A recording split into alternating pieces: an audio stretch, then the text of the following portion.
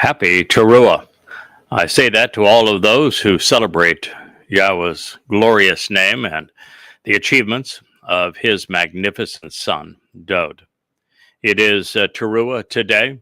This is the time that we both signal a warning to those who are overtly political or religious that you are walking away from God and irritating him. And we also convey the truth about who God actually is, Yahowah, what he had to say in his Torah, prophets, and Psalms, and what he achieved through his Messiah, his chosen son, and our King, the chosen one, our Savior, Dod. In a previous program, we had considered, I think for the third time, the 20th Mizmor or Psalm, because it is so essential in helping us understand what Dod presents in our lives. In it, God was unequivocal. He said that Dod, David, is the Messiah. He said that Dod, David, is our Savior, and said both things repeatedly. He said that the covenant was created because of and by way of Dod. Now, what this means is that Dod is the one who in 33 CE, year 4000 Yah, fulfilled Pesach, Matzah, and Bikurim, not Jesus. It means that everything that had been written belatedly, beginning in 52 CE and through 95 CE, that became the so-called Christian New Testament, was untrue. Nothing but a product of identity theft. The truth is that Jesus never existed, and that our Savior, the Messiah, the very Son of God, who fulfilled Pesach, Passover, matzah, unyeasted bread, to remove our guilt, and took our guilt and deposited in Sheol on that day so that we could be part of God's family by way of Bikurim, is Dod, David. I think that is the single greatest discovery pursuant to God in human history, and you are now the beneficiary of it. So we're going to continue on this theme. There are some additional Mizmor or Psalms which say very similar things, and let's turn to them now. If you have joined me on this program, you know that we have just survived quite a deluge, and we enjoy living here outdoors in the Virgin Islands in the middle of the Caribbean Sea, but we get pop-up showers, and they can bring down quite the amount of rain in a short period of time. So while I haven't dried off much, I am drip dry. The equipment has been dried up, and so I think our cameras and teleprompter and computers and lights and microphone and all of this should be working now, and we'll proceed with what we attempted to do just a matter of moments ago.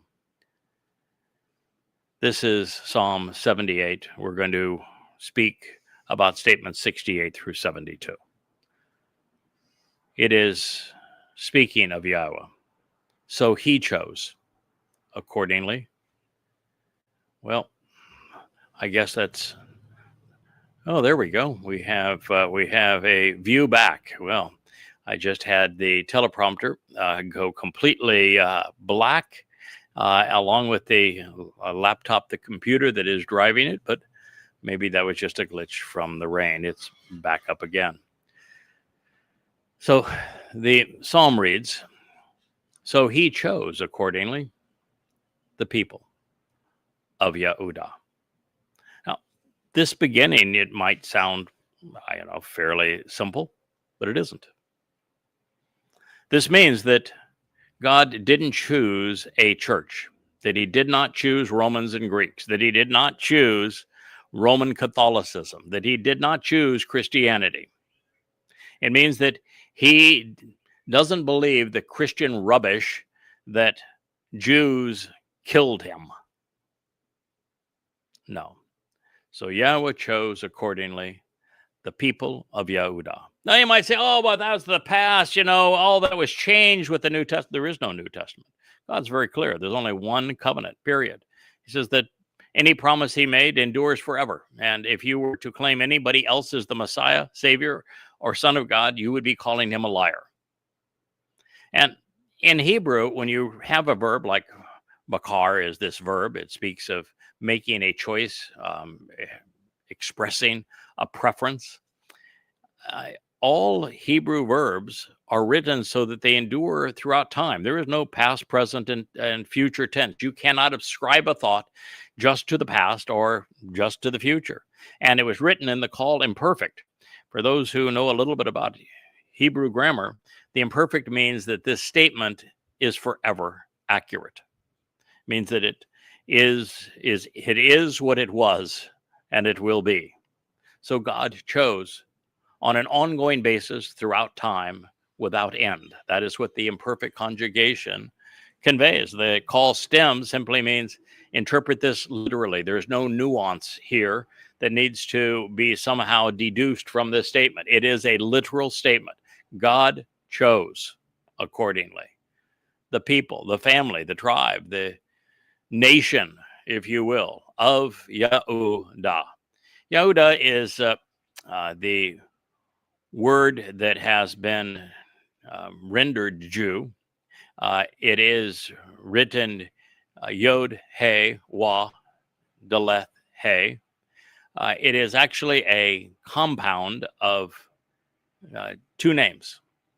Yah and Ud would be Yahweh and Dod. It means Yahweh's beloved.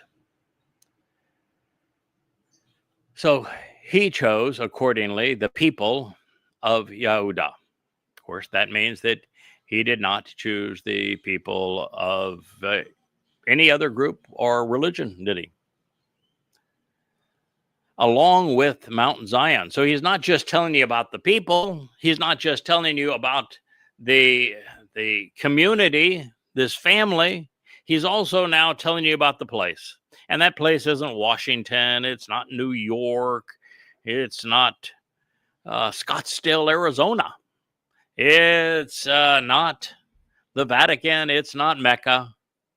It's Mount Zion. Mount Zion is that ridge line that goes from the house of Dod in the city of Dod at the bottom of it, all the way in the southern end, all the way to the Temple Mount on the top, on the summit of that mountain.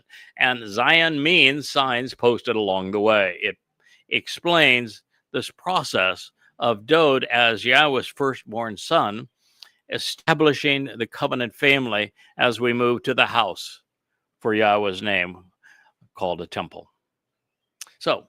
So he chose accordingly the people of Yahudah along with Mount Zion, these signs posted along the way, which for the benefit of the relationship, this is from Asher, which to reveal the correct path to get the most out of life, he loves. Ahab. He adores and desires, choosing to enjoy a close, personal, and affectionate association. Because of the way that Hebrew is written, love, God's love for his people continues. So this idea that is so essential to Christianity, that the Christian church and Gentiles were able to rob all of the promises God made to his people, Yahud, and his set-apart place, Yahudah, on Mount Moriah, Zion, and gave them to somebody else is an absolute lie. The basis of Christianity, which is to rob Jews of their inheritance, to rob them of their Messiah, their God, their inheritance, is an outright lie. God continues to love Yahud. He has chosen Yahud. Those are his people. This is his place. If you don't like it, tough, then my suggestion would be to create an entirely different religion based upon the man-God nature of Dionysus. You can keep your Dionysian God, and you can keep Jesus Christ as a name. Bears no association of any kind with Yahweh. Just go away. Don't pretend that there's some mention of your Jesus Christ in the Torah, prophets, and Psalms, because there is none. There's not a single prophecy that points to him, not one. Every prophecy that speaks of a coming Messiah, every prophecy that speaks of the coming King, every prophecy that speaks of our salvation are always named on behalf of Dowd. No exceptions. So just go away. Have your little pretend religion out there with the rest of the Greek pagans and the Babylonians and the Romans. And who cares? Just don't claim anything associated with the God of the Torah, prophets, and Psalms. Now, favoring the house of Dowd, Yahweh prefers Yehudah. He loves Zion and the Mashiach's people and place, which is the very city that Dowd himself established. It's called the city of Dowd. Now, as such, there is no home for the notion of replacement theology, which is the basis of the Christian New Testament and the religion. There's no place for a Vatican in Rome. There is no love for the Haredi sect, which emerged from the Ukraine either. It continues. He will reestablish and build, Bana. He will restore the family name while simultaneously lifting up his set-apart place, akin to the land which he created for her long ago, for an enduring future purpose. Mizmor 78:69. God is doubling and tripling down. Yahud are his people. Not Goyim, not a church, not Greeks, not Romans. Yahud are his people. The ridge line that goes from the city of Dowd up to the Temple Mount is where he has presented the signs that show the way. It is this place and these people that he establishes enduring love. And that it is here that he is going to reestablish and build while lifting up this special, set-apart place, this home for his name, akin to the land which he created for her long ago, for an enduring future purpose. If you think that by doing what the United Nations is resuming in their discussions now about establishing a Fakistinian state carved out of the heart of Israel, you have become an enemy of God. If that is your intent, to establish a state of Islamic terror in the land that Yahweh gave to his people, Yahud, then you have become an enemy of God. And for such people, there is a place. It's called Sheol, known commonly as hell. The land of Yahudah, the people known as Yahud, were chosen by Yahweh. He loves them, and he has committed himself to reestablishing them in the very place that he created for them as for an enduring future purpose. So everything which is important to God happens to be set apart, thus separated and distinct from the common and ordinary things of humankind, distinct from man's ways, man's society, culture, civilizations, religion, and politics. And anything, I should say, there's nothing more common among men than religion. Second only to that would be government, and politics, and militarism, all of which are typically intertwined. God is distinct and separated from these things. Fact is, he hates religion and politics. Yeah, it's funny that he had 100 million people tuning in to the memorial service for Charlie Kirk, who was a pimp for religion and politics. It was his gig. He promoted the politics of the worst man probably in the world today, maybe the worst man in the history of the world, and Donald Trump, in terms of his grotesque immorality and his destructive nature, and the myth of Jesus Christ. And he claimed to have done so with God. He's up there with God now. That's what they would tell you. In fact, they would even tell you that the man that is their myth, Jesus, that that they claim Jews killed, doesn't make him very much of a god, does it? And not very big god, because he was able to fit into the body of a man. But nonetheless, they claim he's up there with him when God is overtly anti-religious and political. And anybody who was speaking in an anti-Semitic way is no friend of Yahowah.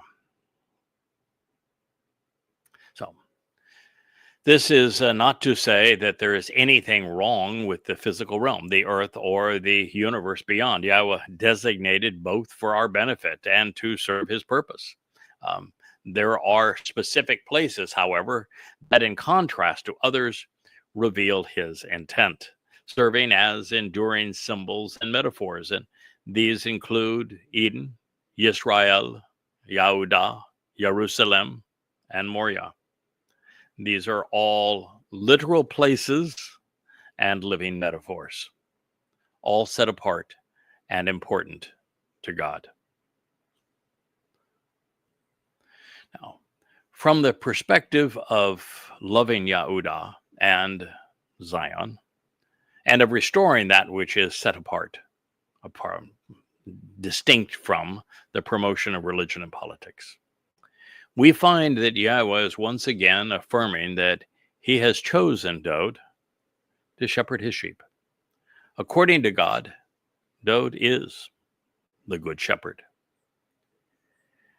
It reads, he chose, Bashar again, he selected and prefers, and this was written in the call imperative, which means without remission, forevermore.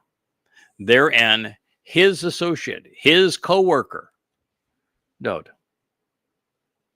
You see, God's co-workers never once called Christ, never once called Jesus, never once. There's no mention of a pope being God's co-worker. There's no mention of a pastor being called God's co-worker. God's co-worker is Dowd. Now, you may be more familiar with the name David, but there is no V in ancient Hebrew. The name was written Daleth, Wah, Daleth. And the Daleth makes the same sound as it does in the English language as a D. And the Wah makes the same sound as the vowel consonant in English as well. Like if you consider the word own or owl, the W is almost always pronounced as the O sound in English, and it is almost always pronounced with the O sound in Hebrew. Take, for example, Torah. Where do you think Torah receives the O sound? If you actually look at the correct spelling of Torah, it includes the Wah. How about Shalom as another example? Shalom is a perfect example of the fact that the O sound is derived from the Hebrew Wah. And so this is one of those words, beloved, that reads from right to left as it does from left to right, a complete balance, with it serving to convey the meaning of the name, and the meaning of the name Dowd is love, beloved. Now, also you should know that the id ending in the more common parlance is only because there are about a quarter of the references to Dowd that have it Doed, and in those cases it's all written by scribes that composed their testimony 500 years after Dowd. Anything written in Dowd's own hand, like this psalm, this Mizmor, is written Dowd. Anything written by Yashayah, for example, that was within 300 years of Dowd's life, is written Dowd. Anything written by Shamuel, who was a contemporary of Dowd, is written Dowd. So you'd think that Shamuel is that great prophet and judge, and Dowd himself as the prophet and king and Messiah and Son of God and chosen one. Great prophet Yashaya, where you have the great Isaiah scroll, you'd think that they know how to write his name, don't you? And it's Dod. And so it says here that God chose his associate, Dod. Where would you go from there? I mean, how do you get from God saying this to this myth of Jesus being a God man? I mean, it's just ludicrous. Dod is the one that God chose. He is his co-worker. He is the one that God accomplishes things through. He is also the one who established Zion. He's the most Yahud of all men, as the preeminent individual from the tribe of Yehudah. It all fits together perfectly if you believe God. But to be religious and to pretend that an unknown Messiah is coming in Judaism, or to pretend that there is this mythical fairy tale named Jesus, who was somehow the Son of God and also God, which is just even more ludicrous, and that he was a Christ, as if they're thinking that Christ is the same as Messiah. It's stupid. I mean, as I say, if you want to believe that rot, go off and play on your own. Don't do what Paul did and rip off prophecies pertaining to Dod and pertaining to Yisrael and pretend that they apply to your myth. They don't. God's beloved son, his associate, is the man who founded the city of Dod, the most Yehud of all Yehud. And just so that you're not confused, it says he took him from the paddocks for sheep. Yeah. Where did Yahweh choose Dod? He was the one of Yeshay's sons who wasn't around Yeshay, who wasn't around mom, who was out on his own. Remember the first condition of the covenant? Walk away from Babel, walk away from this commingling of religion and politics. Walk away from your family, your father's house. He had done so, hadn't he? He was the one who had done so. He had separated himself from all things common and religious. He was down there in Bethlehem. He was tending sheep, which from God's point of view is the perfect training for his wayward flock. So he took him from the paddocks for sheep, from following after and nursing ewes. God's got a sense of humor, doesn't he? The man who would save us, the man who fulfilled Pesach Matzah Bekurim, the man who was the king of Israel and will return as king of the universe. He found him as a 9 or 8-year-old boy out tending young sheep. And it says he brought him out for a time and will return him, engaging with him. And this is Bo Hula. He will have him come such that he arrives, approaching to be included and in association as a shepherd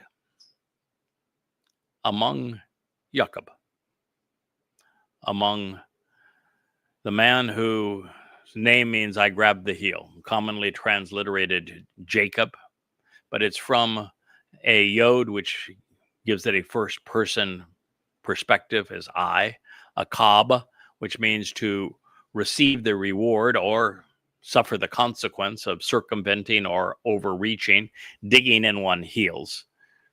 So among Jacob.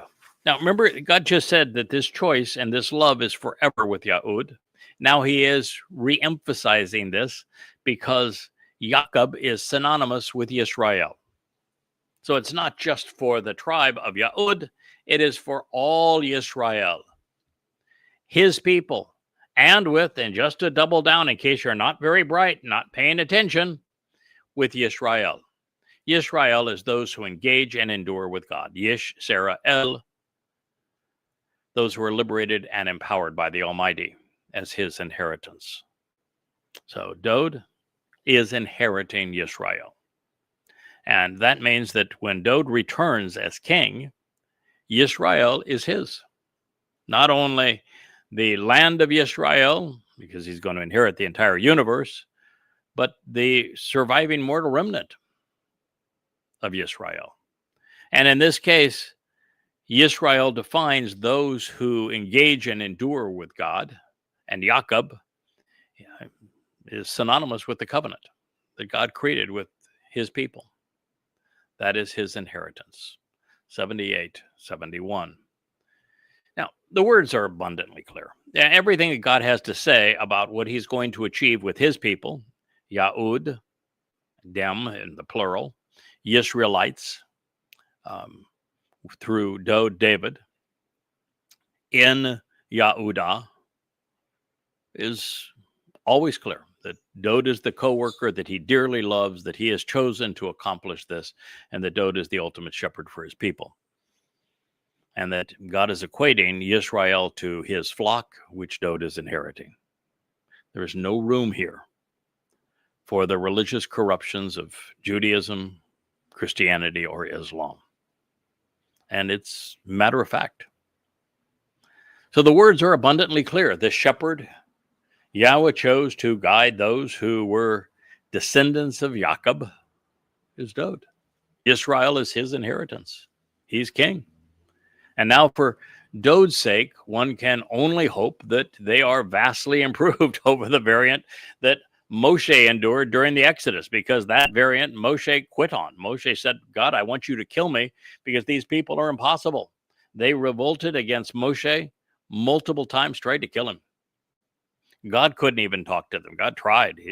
They told God to shut up and go away. So the only reason that it's going to be an improved lot is twofold. One is that you're not going to make it into this time when Dod returns and be covenant without having benefited from Dod's sacrifice of Pesach, Matzah, and Bakurim, and therefore you're going to be grateful to Dod for having done so, or you wouldn't be there. And second, those who are entering the millennial kingdom during the Shabat of Sukkah will all have watched Dod come back as brilliant as the sun with his father Yahweh, and they will be purged of all religiosity and politics by the sacrifice of the Adamah Parah. So they will be exceedingly grateful. As a matter of fact, in Zechariah 12, it says specifically that when Yahweh returns with the one associated with the one whom they had pierced, they're going to mourn, literally cry for the firstborn because of how they have treated Dod up to this point. So in this regard, we want to keep three things in mind. First, God's view is that the experience, the aptitude, the attitude of a shepherd is the ideal profession to prepare a man to lead the chosen people. My wife was a shepherd. Dod was a shepherd. Moshe was a shepherd. And so God views that as an ideal profession if you're going to herd the sheep. This may be why he chose to write a God and, or I should say, should write the title God as a Ain, an Aleph, I should say, an Aleph followed by a Lamed, and the title Father as an Aleph followed by a Be'eth. And let's just talk about that for a moment in the original pictographs that formed Hebrew. The Aleph is a ram, the leader of the flock. And it appears both in the title El God and in the title Ab Father. The second letter in God, El, is a shepherd's staff, the Lamed. And the second letter in the home for that ram in Father is a Be'eth home. Be'eth is also the root of Bereth, which is covenant family. So the two titles that Yahweh prefers the most both speak of being the lead ram in the flock, using a graphic depiction of a ram's head with the aleph and that of either the shepherd's staff or the home for the sheep. Now, second, Dode was the first and foremost shepherd in God's family. There's no one who was more famous as a shepherd. The 23rd Mizmor or Psalm is a beautiful ode to a shepherd speaking of his father as the ultimate shepherd. They shared that in common. They viewed the wayward children of Israel as a flock, as sheep. And that was what Dode was doing when he was called by Yahweh to protect his people. Thereafter, he became Messiah and King. Now, third, Dode was also the Lamb of God, the ultimate sheep within the flock, huh? And more specifically, he was the Passover lamb. In this role, he served to fulfill the promise that Yahweh had made to Abraham and his son Yishak. Remember when Abraham and Yishak climbed Mount Moriah and they had the wood, they had the fire, and Yishak, his beloved son, kept on saying, "Father, I see the wood, I see the fire. Where's the lamb for the sacrifice?" And Abraham, which means merciful father, Yishak means laughter, play, having fun together, kept on saying Yahweh was going to provide. And when they finally got to the place of the time and of the sacrifice, Yahweh called out to Abraham and said, "Abraham, merciful father, do not take the life of your son, your only son, whom you love." Only son, Yahweh refers to Dode as his Bakor, his firstborn son. And Dode's name means love. And so Yahweh said, "Don't take the life of your son," because he was going to offer his son as the sacrifice. And you might say, "Oh, come on, God's not going to offer his son Dode as the sacrifice." Yes, Dode volunteered, and God agreed with him. Dode figured out by reading the story, just as I've shared with you that story. Dode figured out that it would be his son, and Dode knew that he was the son of God because God told him that 3 times. And called himself his son and called him, referred to Dode saying, "I am his father," 3 times. He didn't do that for anyone else. And so Dode knew his status with God as father-son. And so when he read that, he immediately recognized it is for him to fulfill. And you might say, wait a minute, he was living, at a 970-ish, 980 BCE. That would have taken place in 33 CE. That was the second of third lives. Dode will have 3 lives. He represents the tree of lives, and it isn't the tree of life. It is the tree of lives, Chaim. And he represents that. He's already lived 2, will live a 3rd. It's not that big a deal. Look at Elijah. He will also live 3 lives. Everyone who is part of the covenant family is going to live 2 lives. There are 3 men who have the distinction of living 3 because in one of the 3 they make a sacrifice on behalf of the family. And so it says here, and so he will continually lead them, nurturing and protecting the flock. Ra'ah him. He will always and genuinely be their shepherd, guiding and protecting them. Now, first, as I've shared, verbs in Hebrew are not stuck in time. They are true throughout time. And if a verb is written in the imperfect conjugation, it means that the implications are ongoing without remission. So it says that Dode, who has been named as the shepherd, will continually lead and nurture and protect the flock forevermore. With integrity, because of his astute ability to exercise good judgment. Katom lebaba hu. And some you say, well, that doesn't say that. It says something else because it's lebaba, and that means heart.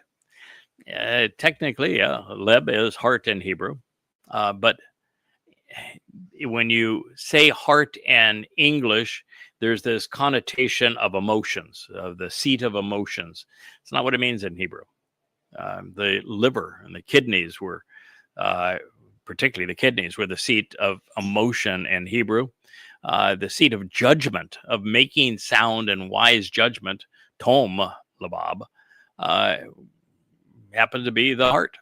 So he was a man of integrity, is a man of integrity. He's astute. He has the ability to exercise good judgment. And therefore, that is how he will lead them, with his capable hand, with insight and understanding. Tabuna, kaf, hu. Kaf is the palm of an open hand. Hu in Hebrew means his. So it is his open hand that grasp hold of, whether it's the shepherd's staff or it was the part that was pierced as he suffered crucifixion to fulfill Passover, or that recognition that Dowd is, as Yahweh's co-worker, the very right hand of God.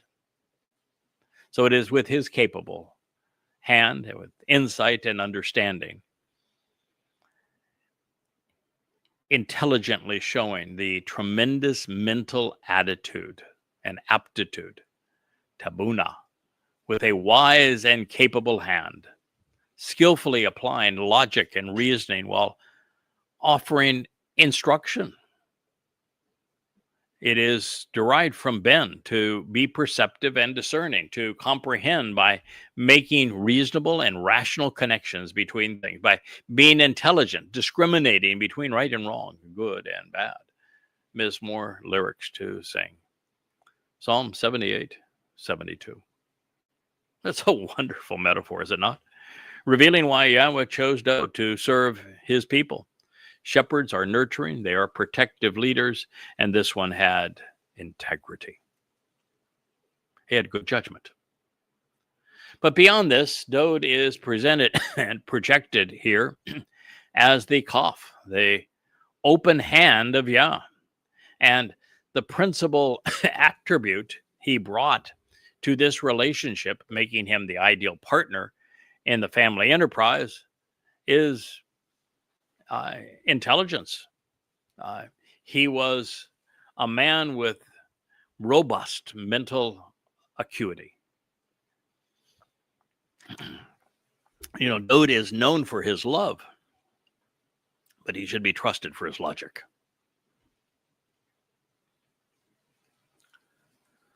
Now, while I have seen the Yod hand of Yahweh as the father of the covenant, reaching down and out to his children, ever ready to lift us up so that we can walk together through the universe, there may be something more to this. We have just been shown that Dowd is the capable and insightful hand of God. And this wasn't the first, nor will it be the last time that Yahweh will use this profoundly important metaphor, and he will shade it in many different ways in conjunction with his chosen and beloved son, interchangeably using yamin, right hand, and kaf, open palm of a hand, with regard to Dowd. So indeed, evidently and rationally, it is unwise to ignore any of these declarations from the Word of God. Yahweh has consistently revealed that the third coming of Dowd is as the Son of God, as Yahweh's Messiah, as King, as God's right hand and the shepherd of his people. And yet, this is so debilitating for Christians, so catastrophic for Muslims, and career-ending for rabbis. I think we should remain on this trail a while longer. It should be music to the ears of Yisrael and Yehudah, for whom these lyrics were actually scored.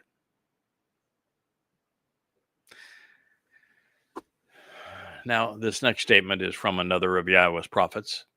It even speaks of Yahusha and of his integrity.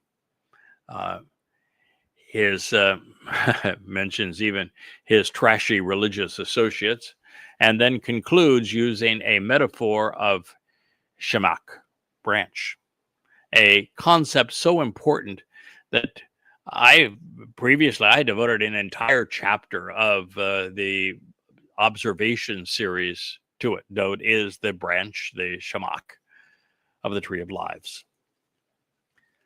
So this reads, and it is from the magnificent future portrait established by Zechariah, who was likely the second to the last prophet. He could have been the third, depending on whether Yoel came right before him or right after him, with Malachi being the last.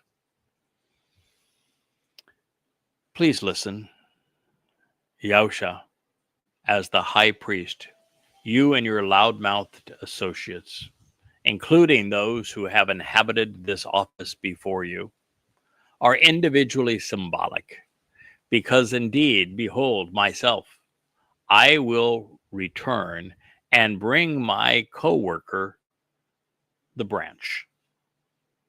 Zechariah, remember Yahweh, Zechariah 3:8.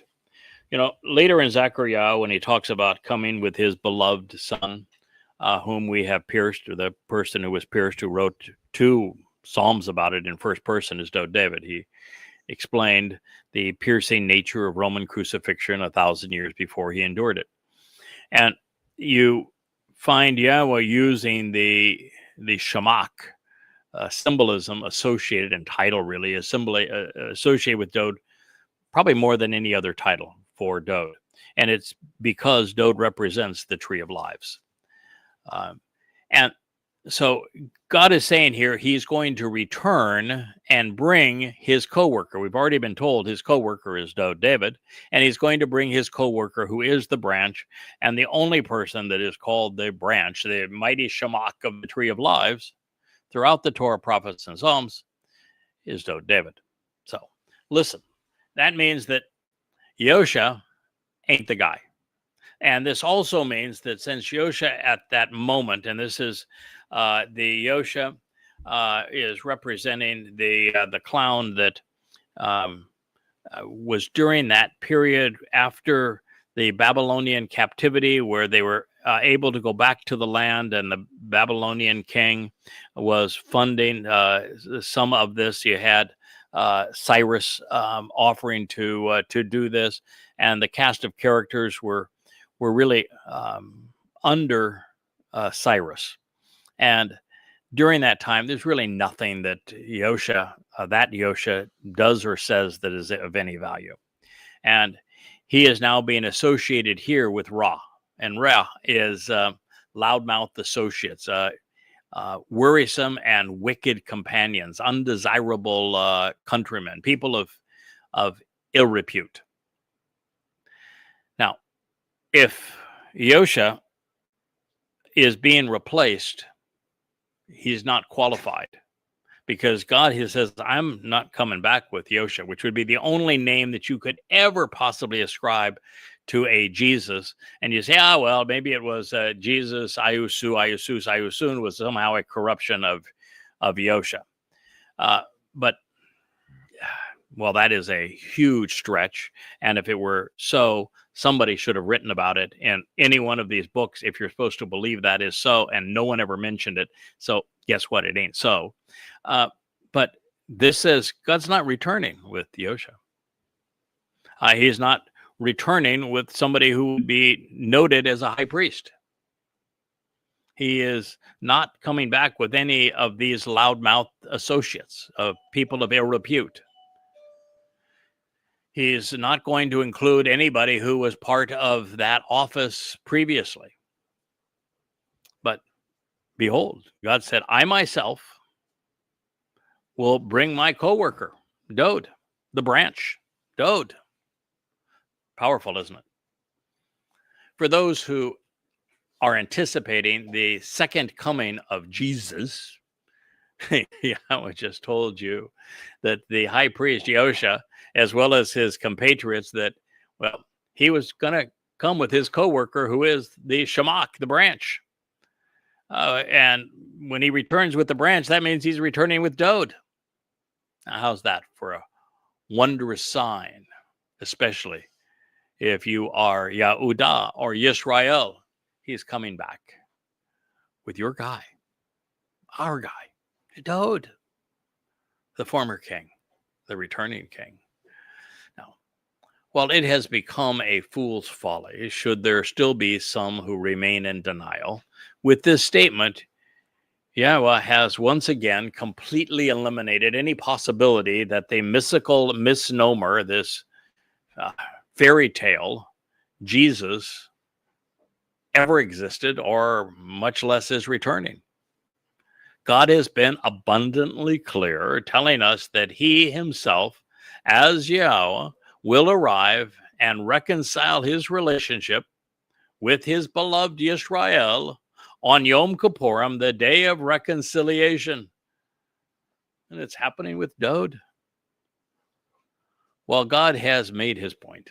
Like everything he reveals, the truth is so vastly different than what we have been beguiled into believing. When dealing with the death of one of the world's most debilitating myths, the second coming of Jesus, we have affirmation after confirmation that it's just not so. So here's a different prophet for yet another perspective on the same declaration. And this time it is not, if it's not already abundantly obvious to you, let's go back at it.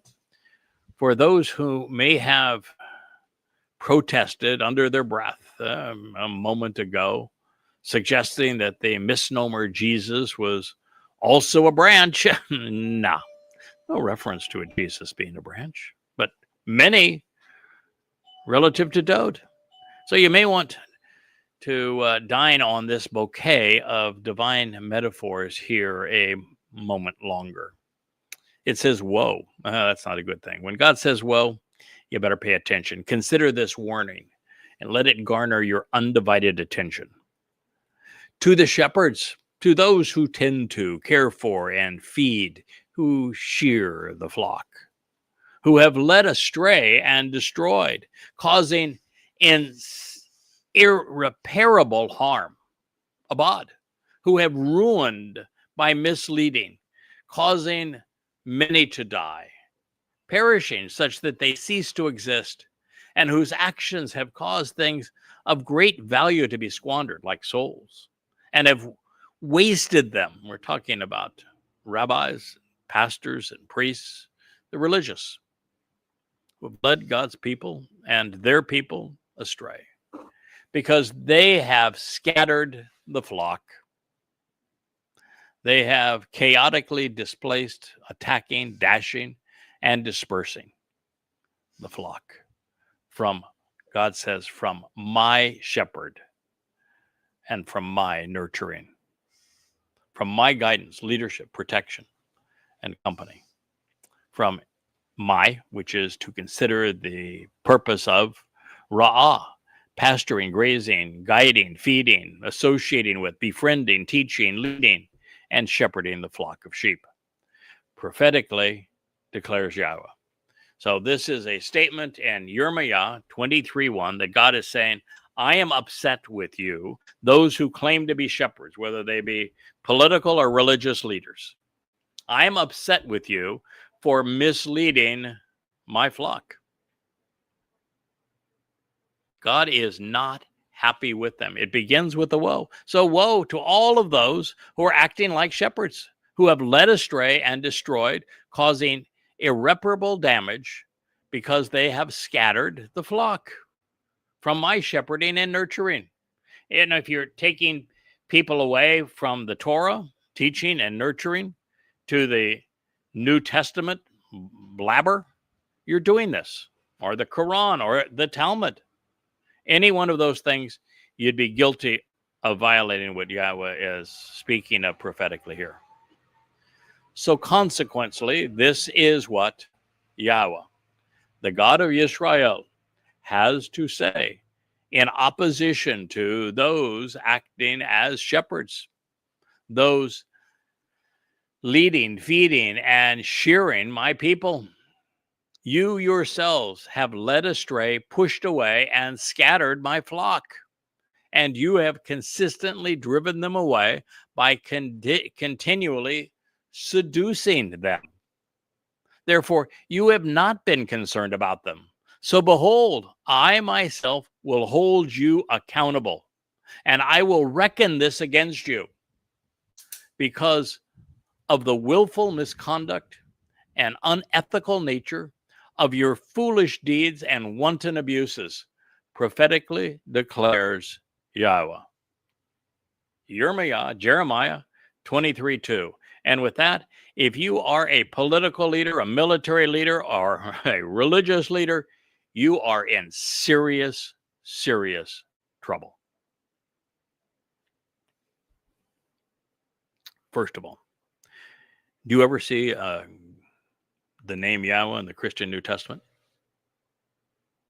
If you don't find Yahweh's name, whoever is writing does not speak for God. Every time someone speaks for God, they use Yahweh's name. Invariably.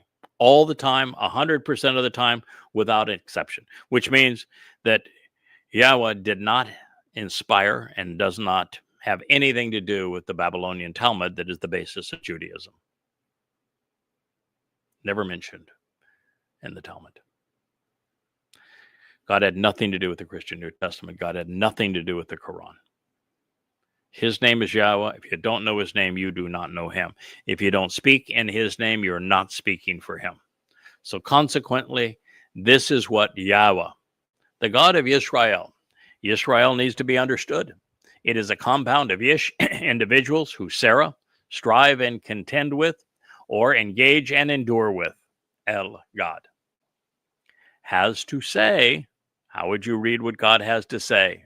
Yahweh spoke through his prophets in the Torah, Nabi, Wamizmor. In opposition to those acting as shepherds, God is opposed to politics and to religion. And so somebody who is acting as if they were a shepherd and is saying things that are contrary to what God revealed in the Torah, prophets, and Psalms, they are guilty of this. And God is saying, I'm going to judge them accordingly. So folks like Candace Owens, Tucker Carlson, or Charlie Kirk while he was alive, who claimed to be leading, feeding God's people. He said, no, you've led them astray. You have pushed them away. You have scattered them. You have displaced them. You've attacked them. You've dashed them. And I don't appreciate what you've done to separate me from my flock. Because you have consistently driven them away by continually seducing them. You have compelled and enticed them, leading them astray. You have lured and drawn them away, preying upon them. You've exerted enormous pressure and thereby thrust them aside, exiling and banishing them. And you have made them outcasts, causing them to be cast down. In particular, God is condemning the rabbis for driving Jews away from Yahweh. There isn't 1 in a million Jews now that recognizes that Yahweh is God's name, and that Dod is his beloved son, the Messiah, and our Savior, as well as the returning King. And that is all the fault of the rabbis, because God said it as clearly as words allow, and they're the ones who wrote over and spoke over and shouted over Yahweh. God's going to hold everything they have done against them. Therefore, you have not been concerned about them. So, all these cleric types, oh, we're taking care of the people. We're doing this for the country. We're doing this for God. No, you're not. All you care about is yourselves. Therefore, you have not been concerned about them. So behold, I myself will hold you accountable, and I will reckon this against you. Pakad al atem. I will consider what you have done, and I will take it into account, and I will take inventory of this opposition, retaining a record regarding you and holding you, even summoning you to punish you as a result of this. God doesn't care if you are misled. Sorry, but your soul just simply ceases to exist at the end of your mortal life. No reward, no punishment. But if you are among those who mislead, as the societal influencers do, promoting politics and religion today, or the rabbis do in Israel, if you are one who misleads, God's going to hold you accountable, and there is going to be a consequence, and that consequence is Sheol. He says, I'm going to hold it against you because of the willful misconduct and unethical nature, the roah, the harmful effect, the displeasing and injurious result, this corrupting and perverting, which is evil and improper, of your foolish deeds and your wanton abuses. Prophetically declares Yahweh. Yirmiyah 23:2. Then God says, then I myself will obtain and gather. I will kabats. I will select, harvest, pick up, engage relationally, such that I can be with and assemble the remnant of my flock from all of the lands where I have temporarily scattered them, there by name. Before we go on, this has not yet happened. This happens to be a discussion of what is going to happen 8 years from now. God in Zechariah, which is the passage that we're reading now, Jeremiah 23. We just got out of Zechariah. In Zechariah, Yahweh says explicitly that he is going to have 4 chariots, and 3 of the 4 are going to be picking up people from around the world. And so this idea of God picking up his people from around the world and bringing them back to Jerusalem to benefit from the sacrifice of the Adamah Parah is well established in God's testimony. So he himself, this is not a situation that has happened, because you might say, oh, well, they came back to the land in 1948. God didn't bring them back to the land. They were brought back to the land by as a result of what they had endured during the Holocaust, and when the League of Nations was replaced by the United Nations. This was an early order of business, 1948, the establishment of Israel. So that's how that happened. And when that happened, there wasn't a single Jew that was speaking on behalf of Yahweh that thanked Yahweh for bringing them back. No mention of Yahweh. So this is something that is future. It's going to happen 8 years from now, between the 23rd and the 24th of September of 2033. Then I myself will obtain and I will gather them. He's going to do so in those chariots that are spoken of in Zechariah. And I'm going to bring the remnant. At this point, 2 out of every 3 Jews will die over the next 8 years during this time of trouble. I'm going to bring the remnant, the rest, the remainder of the descendants, even the residue of what is left of my flock, from all of the lands where I have temporarily scattered them there by name, as Yahud, as Yisrael. But my desire is to return and to restore them at this time, upon their pasture, abode, and home. Yahweh is bringing this remnant back. They're going to be purged of their inadvertent guilt and religiosity. Those who have been misled will benefit from the sacrifice of the Adamah Parah, the bloody red man of the earth, who is a productive bull, who was sacrificed on this occasion. But those who have been misleading, they will not go forward. They will not be brought back. Their souls will be disposed of. So it is God's desire to return and to restore the children of Israel at this time with this final remnant. And he is going to restore their pasture, their abode, and their home, because he's going to terraform the earth such that all of the pollution that has been has corrupted the earth through religious buildings, political buildings, military equipment and buildings, all is going to be gone. And all of those who are religious, political, and military, they're all going to be gone. And so the earth is going to be terraformed back into the conditions that existed in Eden, the ultimate pasture and abode.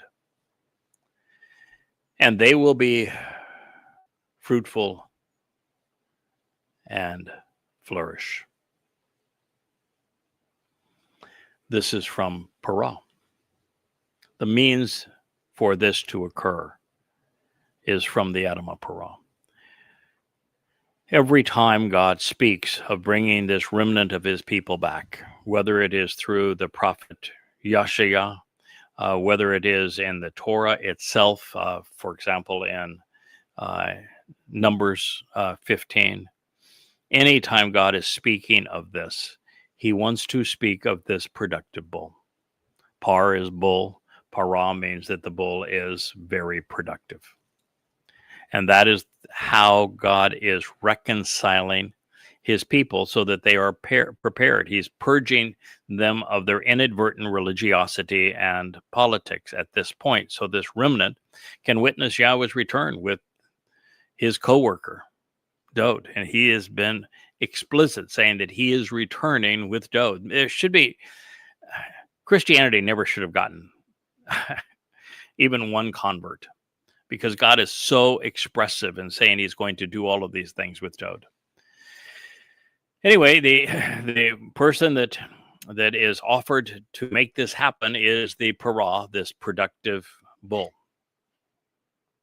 And they will increase and become great, living long and abundant lives. Rabbah, those who are purged of their inadvertent religiosity and politics. On Towrah, this would be the 24th of September in 2033, with Elia orchestrating the events as the master of ceremony, and Yahweh providing the upwelling of water and the flames that purge and dance to heaven. That is essentially the fulfillment of Numbers 19 and Numbers 5, if you're familiar with the story of the Adam of Parah, and then of the woman who was purged of her religiosity. This all occurs so that those who are part of the remnant of Yisrael are now able to enter the Garden of Eden, and as the earth has been transformed into this perfect state that begins on Sukkah. This is the 7th of October in 2033, and they will live long, abundant lives. Everybody that enters the millennial Sukkah will live, well, not everyone, but most everyone will live for 1,000 years, and many well beyond that as they choose to become covenant. You'll only die if you become wrong, if you choose to promote that which is untrue. If you go back to the religious mindset, you'll be done. But otherwise, you get to live a very long life. Jeremiah 23:3.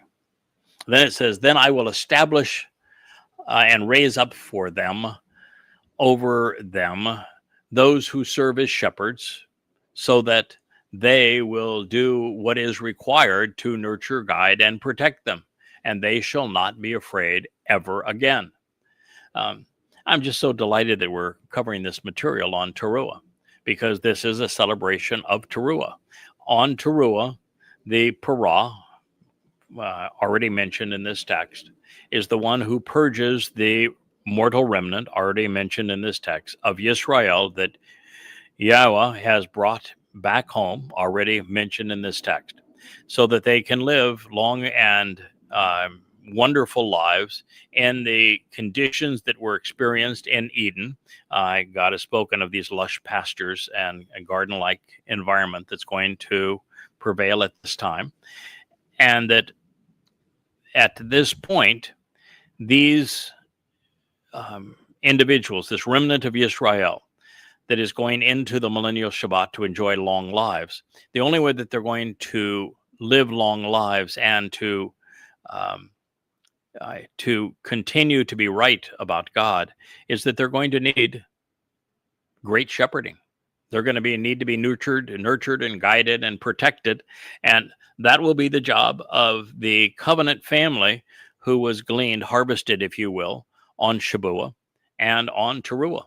And so our role will be to shepherd these people, to guide them, to teach them, to nurture them, to protect them, and mostly to protect them from themselves so they don't, go off and do the kinds of things that cause man to be estranged from God.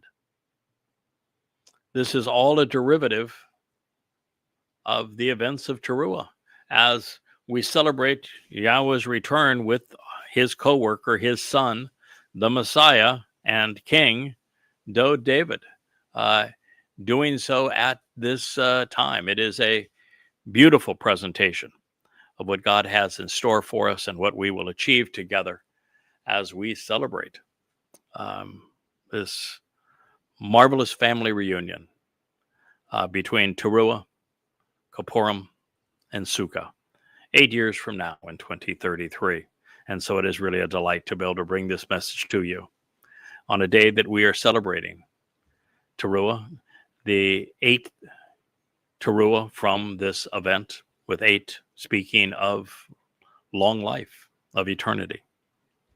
So I thank you for listening. I'm glad to bring you back to our ocean studio on this marvelous day.